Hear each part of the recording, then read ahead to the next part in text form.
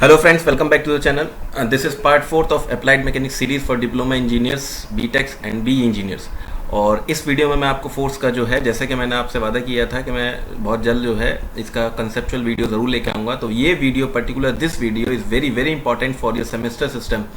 ठीक है, तो इस वीडियो में मैं फोर्स का बेसिक कंसेप्ट बताऊँगा और रिजल्टेंट किस तरीके से निकाले जाते हैं, फोर्स का क्लासिफिकेशन क्या क्या होता है, ये तमाम इसी चीज़ में मैं डिस्कस करूंगा इसी वीडियो के अंदर। और तो ये वीडियो जो है आप लोगों के लिए बहुत इंपॉर्टेंट होने वाली है, तो इस वीडियो को शुरू से लेकर आखिर तक ज़रूर देखिएगा, स्किप मत करिएगा, क्योंकि कॉन्सेप्ट अगर आप मिस कर जाएंगे तो फिर प्रॉब्लम होती है एग्जाम के अंदर। ठीक है, तो चलिए स्टार्ट करते हैं फोर्स। ठीक है, तो मैंने ऑलरेडी ये नोट्स जो है आपके सामने जो है नोट्स बना दिए हैं, और ये नोट्स जो है मेरे टेलीग्राम चैनल के लिंक जो कि डिस्क्रिप्शन बॉक्स में दे रखा है, वहाँ से आपको ये मिल जाएगी PDF। ठीक है, तो उसको लिखने की ज़रूरत नहीं है, सिर्फ समझने की ज़रूरत है। तो force is something which changes or tends to change the state of rest or uniform motion of a body in a straight line. ठीक है, मैं सिर्फ एक बार गो थ्रू हूँगा, एक जल्दी रीड करूँगा, बाकी आप मेरे इस नोट से आप खुद गो थ्रू हो लीजिएगा। ठीक है, और क्योंकि यही चीज़ें जो है आपके सेमेस्टर में जो है 2-2 या 3-3 मार्क्स की जो है कभी कभी डेफिनेशन पूछ ली जाती हैं। ठीक है, तो फोर्स इज डायरेक्ट और indirect action of one body on another. देखिए एक एक जो मैं हाईलाइट कर रहा हूँ ये बहुत इंपॉर्टेंट है, इसको चाहे पॉइंट में लिख के आइएगा चाहे एज इट इज लिख दीजिएगा। ठीक है, the bodies may be in direct contact with each other causing direct motion or separated by the distance but subjected to gravitational effect. ठीक है, तो there are different kinds of forces such as, so अब ये force के different kinds है। Gravitational force सभी लोग जानते हैं, इसलिए मैं थोड़ा तेज पढ़ रहा हूँ। Frictional force, magnetic force, inertial force or those caused by mass and acceleration. A static force is one which caused without relative acceleration of the body in the question. ठीक है, ये मैं ऑलरेडी बता चुका हूँ स्टैटिक फोर्सेस के बारे में। ठीक है, उसके बाद the force has a magnitude, force के पास मैग्नीट्यूड भी होता है और डायरेक्शन भी होता है, therefore it is a vector. While the direction of force is measured in absolute terms of angle related to a coordinate system, the magnitude is measured in different units depending upon the situation. ठीक है, magnitude different unit में हो सकता है और direction जो है उसके लिए एक रिलेटिव कोऑर्डिनेट सिस्टम पे बेस है। ठीक है, वो चीज़ निकाली जाती है, कैसे निकाली जाएगी आगे आप जब एग्जाम्पल करेंगे तो आपके समझ में आ जाएगा। तो इंपॉर्टेंट खास मेन इंपॉर्टेंट चीज़ ये है कि when a force act on a body the following effect may be produce in that body. जब फोर्स किसी बॉडी पे लगता है तो कौन कौन से फोर्स जो है इफेक्ट जो है वो फोर्स प्रोड्यूस करता है बॉडी पे, यानी it may bring a change in the motion of the body, यानी अगर motion may be accelerated or retarded. और सेकंड है it may be balance the forces already acting on the body, thus bringing the body to a state of rest or equilibrium. And third it may be change the size of shape of the body, that is body may be twisted, bend and stretch and compressed, otherwise distorted action of the forces. ठीक है, तो ये इनके force के effect हैं, ये आपके exam में एज इट इज पूछे जाते हैं, तो लिखने के लिए ये इंपॉर्टेंट है। उसके बाद कैरेक्टरिस्टिक ऑफ फोर्स, फोर्स की कितनी कैरेक्टरिस्टिक्स हैं, these are the force characteristic. पहली चीज़ है फोर्स का मैग्नीट्यूड होता है, फिर डायरेक्शन होता है, फिर सेंस का मतलब है सेंस और नेचर कह दें, यानी पुश है या पुल है। उसके बाद पॉइंट ऑफ एप्लीकेशन किस पॉइंट पे लग रहा है। ठीक है, अब रिप्रेजेंटेशन ऑफ फोर्सेज, तो रिप्रेजेंटेशन ऑफ फोर्सेज ये मैं फर्स्ट वीडियो में भी दिखा चुका हूँ। तो फोर्स को दो तरीके से रिप्रेजेंट किया जाता है, एक तो वेक्टर नोटेशन है, एक और दूसरा है बो नोटेशन। ये वेरी वेरी इंपॉर्टेंट बो नोटेशन, अगर एग्जाम में बो नोटेशन के फॉर्म में भी क्वेश्चन आते हैं। ठीक है, तो वेक्टर के रिप्रेजेंटेशन या फिगर में देख सकते हैं कि ये फोर्स ए बी है। ठीक है, वेक्टर एक एंड पे जो है एरो हेड होती है, दूसरे पे नहीं होती है। ठीक है, तो इस तरीके से वेक्टर का रिप्रेजेंटेशन होता है, ये आप सभी जानते हैं। बो नोटेशन जो है, बो नोटेशन कुछ नहीं है कि जब भी किसी फोर्स को हम रिप्रेजेंट करते हैं तो कैपिटल लेटर से एरो हेड पे दो opposite on either side capital letter से रिप्रेजेंट किया जाता है और मैग्नीट्यूड उसका एरो पे लिखा जाता है। तो दिस इज अ बो नोटेशन। ठीक है, मैं एक बार रीड कर देता हूँ। It is a method of designation of force writing to capital letters on either side of the force as shown in figure 2.1, ये दे रखा है मैंने। ठीक है, तो P1 फोर्स है, ये है और रिप्रेजेंटेड बाय AB। ठीक है, तो AB। ठीक है, AB। ठीक है, उसके बाद क्लासिफिकेशन ऑफ फोर्सेस, तो कई टाइप के जो है फोर्स को क्लासीफाई किया है कई केसेस के अंदर, तो वो देख लीजिए। According to the effect produce by the forces, यानी फोर्स का क्या इफेक्ट प्रोड्यूस हो रहा है, तो उस पर फोर्सेस को कहा एक्सटर्नल फोर्सेस आप सभी जानते हैं, बॉडी के बाहर लगने वाला। इंटरनल फोर्सेस यानी इंटरनल चीज बॉडी के अंदर लगने वाला। Active forces and passive forces, these are the important, ये आपसे पूछा जा सकता है। एंड एक्टिव फोर्स क्या है, is one which causes a body to move और चेंज इट्स शेप। ध्यान रखिएगा, एक्टिव फोर्सेज वो होते हैं जो बॉडी बॉडी को मूव कर देते हैं और उसकी चेंज कर देते हैं उसकी शेप। और passive force a force which prevent the motion, यानी मोशन का और डिफॉर्मेशन ऑफ बॉडी, यानी अगर बॉडी के का जो है मोशन और उसकी डिफॉर्मेशन को जो प्रिवेंट करता है तो वो फोर्सेस बेसिकली पैसिव फोर्सेस होते हैं, ठीक है। According to the nature of the forces, तो नेचर ऑफ द फोर्सेस पे फोर्सेस को क्लासिफाई किया है action and reaction.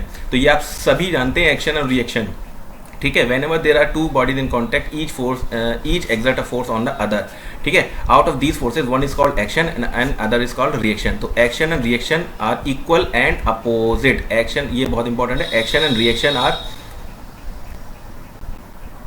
Sorry for disturbance, action and reaction are equal and opposite, ठीक है। दूसरा है अट्रैक्शन एंड रिपल्शन, ठीक है। These are the actually non contracting forces exerted by one body or another without any visible medium transmission such as magnetic forces. ये important है, ये पूछा जा सकता है, ठीक है। उसके बाद टेंशन, बहुत इंपॉर्टेंट है टेंशन भी, ठीक है। Tension and thrust, when a body is dragged with a string, तो जब भी किसी बॉडी को स्ट्रिंग से ड्रैग करते हैं, then the force communicated by the body by the string communicated to the body by the string is called a tension. जब भी स्ट्रिंग के केस में आ जाएगा तो टेंशन लगी होती है। And if you push the body with the rod the force exert the body is called a thrust. ये बेसिक डेफिनेशंस हैं जो कि आपके सेमेस्टर में पूछी जाती हैं। Now third, according to whether the force act at a point or it distributed over a large area. तो उसमें है कंसंट्रेटेड फोर्सेस, डिस्ट्रीब्यूटेड फोर्सेस, ये दो हैं, ठीक है। एक बार इसको थॉरली रीड कर लीजिएगा। The forces whose point of application is so small that it is considered as a point is called concentrated forces. And distributed forces, अगर वो एक किसी एरिया पे फैला हुआ है, दैट मीन वो फोर्सेस क्या कहलाएगा, distributed forces. Now the fourth and the last, according to whether the forces act at a distance और बाय अ कॉन्टैक्ट। तो इसमें भी ये भी दो टाइप के हैं, एक है नॉन कॉन्टैक्टिंग यानी कॉन्टैक्ट फोर्स, और फोर्स एट अ डिस्टेंस यानी नॉन कॉन्टैक्टिंग फोर्सेज और फोर्सेज एट अ डिस्टेंस। यानी ये कौन कौन से, magnetic, electrical, gravitational forces are the example of non contacting. ये सभी जानते हैं कि इसमें कोई कॉन्टैक्ट नहीं होता है इन फोर्सेज में, और फोर्सेज एट अ डिस्टेंस। और सेकंड है कॉन्टैक्टिंग फोर्सेज और फोर्सेज बाय अ कॉन्टैक्ट, जहाँ पे कॉन्टैक्ट होगा, ठीक है। तो कौन सा है, the pressure of steam in a cylinder and that of wheel of locomotive on supporting rails are the example of contacting forces, ठीक है। तो ये कुछ केसेस हैं, ये पूछ लिए जाते हैं। उसके बाद फोर्स सिस्टम को किस तरीके से अलग फर्दर क्लासिफिकेशन किया है, तो फोर्स सिस्टम है कोप्लानर एंड नॉन कोप्लानर। आपके केसेस में कोप्लानर है तो कोप्लानर की ही बात करेंगे, ठीक है। तो कोप्लानर को फर्दर डिवाइड किया collinear, concurrent, parallel, non concurrent and non parallel. उसके बाद नॉन कोप्लानर को concurrent, parallel and non concurrent, non parallel, ठीक है। तो यहाँ पे मैंने कुछ फिगर्स शो करी हैं, ये वही चीज़ शो कर रहा है। कोप्लानर, कोलिनियर फोर्स, देखिए कोप्लानर का मतलब होता है एक ही प्लेन में जाना, ठीक है, सेम प्लेन में लाई करना। तो F1 F2 और ये जो है सभी एक ही प्लेन में लाई कर रहे हैं और ये कोलिनियर है। उसके बाद कॉन्करेंट कोप्लानर्स, तो देखिए F1 F2 ये सब एक ही प्लेन में लाई कर रहे हैं और कॉन्करेंट है एक ही पॉइंट से जा रहे हैं, ठीक है। उसके बाद कोप्लानर पैरेलल फोर्सेस, प्लेन एक ही है but these are the forces are parallel. उसके बाद non concurrent, non parallel. Concurrent का मतलब होता है कि सभी फोर्सेस को अगर चाहे आप वो उनकी पॉइंट ऑफ एप्लीकेशन सेम होगी, ठीक है, या फिर उसको एक ही पॉइंट से वो पास हो रहे होंगे। तो आप देखिए अगर इनको पीछे जो है इसको एक्सटेंड किया तो इनका पॉइंट ऑफ इस वाले इसका पॉइंट ऑफ एप्लीकेशन यहाँ है, इसका यहाँ है, तो these are the non concurrent forces but these are non parallel forces, ठीक है, बट कोप्लानर है ये।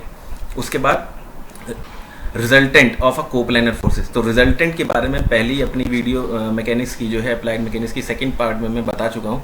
तो रिजल्टेंट फिर भी मैं एक बार बता देता हूँ कि जब भी किसी बॉडी के ऊपर coplanar forces are acting on a rigid body, then these forces can be replaced by a single force which has the same effect on the rigid body, so that the forces acting together, then the single force is known as the resultant of several forces। क्या मतलब हुआ इसका? इसका मतलब ये हुआ कि अगर किसी पॉइंट पे अगर एक से ज़्यादा फोर्सेस लग रहे हैं तो उन फोर्सेस को रिप्लेस करके किसी बॉडी पे, चाहे पॉइंट मान लीजिए चाहे किसी रिजिड बॉडी मान लीजिए, ठीक है, तो उन फोर्सेस को रिप्लेस करके हम सिंगल फोर्स लगा सकते हैं और वो सिंगल फोर्स जो होगा उसका सेम इफेक्ट होगा किसके बराबर, वो जो डिफरेंट फोर्सेस उस पर लग रहे हैं बॉडी पर, ठीक है। तो hence single forces which can be replace by number of forces acting on a rigid body without causing any change in the external effect on the body is known as resultant forces. तो ये जो है ये definition के point of view से important है, लिख लीजिएगा। एग्जाम में इसी तरीके से लिख देंगे तो ज़्यादा मार्क्स मिल जाएंगे। अब उसके बाद आता है how to get resultant of coplanar forces. ठीक है, तो कोप्लानर फोर्सेस के रिजल्टेंट के लिए हमारे पास दो तरीके हैं, एक है ग्राफिकल मेथड और दूसरा है एनालिटिकल मेथड। ठीक है, तो एनालिटिकल मेथड में मैंने कुछ ये दो आपके पास फिगर शो कर रखी हैं। तो एनालिटिकल मेथड में कुछ नहीं होगा, बस आपको सिर्फ एल्जेब्रिकली ऐड कर देना है डिपेंडिंग अपॉन देयर साइंस। ठीक है, डिपेंडिंग अपॉन देयर डायरेक्शंस। ठीक है, बस। तो एनालिटिकल मेथड में सिर्फ इतना ही होगा। तो यहाँ से आप देखें ये तीन फोर्सेज हैं, एक प्लेन में लाई कर रहे हैं और these are the collinear forces. तो यहाँ का रिजल्टेंट क्या होगा, F1 प्लस F2 ये वाला फोर्स प्लस F3 फोर्सेज। तो सिंपली इसका रिजल्टेंट इस तरीके से निकल जाएगा। ठीक है, और दूसरा केसेस है, इसमें these are the coplanar forces but one of the forces is exist in the reverse direction. ठीक है, तो F1 एल्जेब्रिक क्रिएट करूंगा, जिस भी डायरेक्शन को आप पॉजिटिव मान रहे हैं। ठीक है, तो उसके अगेंस्ट जो होगा वो नेगेटिव हो जाएगा। अगर यहाँ पे हमने इसको पॉजिटिव माना है तो इसके अगेंस्ट ये नेगेटिव होगा, ये ध्यान रखिएगा। तो यहाँ पे F1 and F3 same direction में तो सेम ऐड करेंगे और F2 अगेंस्ट डायरेक्शन में तो इसको माइनस करेंगे। ठीक है, उसके बाद लास्ट है इस वीडियो के लिए ग्राफिकल मेथड। ग्राफिकल मेथड में कुछ नहीं होता है कि आप एक सूटेबल स्केल को चूज करते हैं और उस स्केल पे वेक्टर्स को ड्रॉन कर लेते हैं। ठीक है, ये बहुत इंपॉर्टेंट है। एक some suitable scale is chosen and the vectors are drawn to some chosen scale. These vectors और वो जो वेक्टर्स होते हैं these are added or subtracted to find the resultant, that's it. और उसमें कुछ नहीं करना है। ठीक है, तो मैंने ये दो पिक्चर शो कर दी हैं। अगर आप देखें इसमें तो पहला केस है जब सारे फोर्सेस सेम डायरेक्शन में लग रहे हैं। तो ठीक है, तो ये F1 है, इसका जो भी मैग्नीट्यूड था उसको एक सूटेबल स्केल पे AB साइड से जो है AB लेंथ से रिप्रेजेंट कर दिया, AB। ठीक, देन कोलिनियर फोर्सेस हैं तो अगला फोर्स इसका आगे होगा। ठीक है, जरूरी नहीं है आगे हो, लेकिन यहाँ इस केस में ये है आगे है। ठीक है, तो F2 ये कोलिनियर है, इसके जो भी इसका मैग्नीट्यूड है उसको उसी स्केल पे प्लॉट किया। एंड थर्ड है F3, इसको भी सेम स्केल पे प्लॉट कर दिया। तो रिजल्टेंट क्या होगा, कहाँ से कहाँ तक होगा, A to D। तो रिजल्टेंट जो हो जाएगा वो क्या कहलाएगा, सिंपली रिजल्टेंट क्या कहलाएगा, यहाँ से जो लेंथ होगी AD, जो भी आपने इसकी जो scale as per the scale. ठीक है, एज पर द स्केल आपने जो भी स्केल माना है तो इसकी AD की जो लेंथ होगी तो वही आपके रिजल्टेंट बता देगी। ठीक है, तो ध्यान रखिएगा। उसके बाद दूसरा केस आप देखिए, दूसरे केसेस में ये F1 इधर लग रहा है, F1 कहाँ से है, AB जो है F1 कहाँ है, ये है, लेंथ शो कर रही है AB। और F2 जो है, F2 की डायरेक्शन उल्टी है और ये BC बता रहा है। ठीक है, यहाँ पे शो नहीं करिए, ध्यान रख लिए, ये नेगेटिव मैंने बता दिए इसको। और F3 की और AB की सेम डायरेक्शन है तो F3 को AD से रिप्रेजेंट किया। ठीक है, तो अगर आप देखें तो मैग्नीट्यूड जो रिजल्टेंट है वो कहाँ से कहाँ होगा, A to D। रिजल्टेंट क्या होगा, A to D। रिजल्टेंट क्या होगा, A to D, यानी AD की लेंथ। तो जितने भी होगा स्केल पे, एज पर द स्केल पे जो भी इसकी जितनी भी लेंथ आ रही होगी वही इसका F3 का मैग्नीट्यूड शो करेगा। ठीक है, वही मैग्नीट्यूड शो करेगा। तो इस वीडियो में सिर्फ इतना ही, और इसके नेक्स्ट पार्ट में मैं ट्रायंगल लॉ फोर्सेस जो है उसको एक्सप्लेन करूंगा और उस पर बेस्ड 2 क्वेश्चन कराऊंगा जो कि स्टूडेंट्स ने मुझसे डिमांड करी है, लगातार डिमांड आ रही है। तो पहले कंसेप्ट बताना ज़रूरी था, इस वजह से इसको मैंने इस वीडियो को लेकर आया हूँ। तो आई होप ये वीडियो आपको पसंद आई हो, तो ज़्यादा से ज़्यादा लाइक, शेयर एंड सब्सक्राइब ज़रूर कीजिएगा। Thank you.